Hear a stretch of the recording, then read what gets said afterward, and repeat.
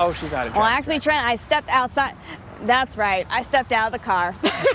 Surprised you there, Trent. But we're doing good on crashes here this morning. Not seeing any right now. Roads are looking pretty normal. But stepping outside of the car, we've been talking about heat a lot this week, and the extreme heat is also affecting our roads. We're right here in Independence, right along State Route 21 on the southbound lanes. As you can see, there's been some road construction going on here.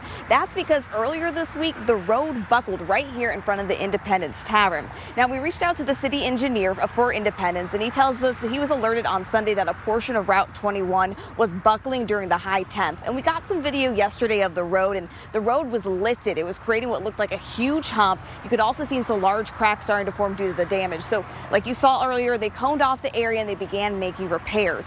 And the city engineer says they investigated whether there were any broken utilities below, because water main breaks tend to force pavements up. But he says there was no underground utilities in this area. So that leads him to believe that the heat may be to blame. We just do believe it was excessive heat that caused the heave. We don't see it a lot, but on occasion, we have had occasion to see it. And that's not the only issue of heat impacting the roads. The Ashland County Sheriff's Office says a portion of State Route 60 near U.S. Route 224 is also closed for emergency repairs, and the road will be closed for approximately 3 days. But back here in Independence, as you can see, they're starting to fix the road here. They already began, replacing the brick and the asphalt that was heaved with the concrete.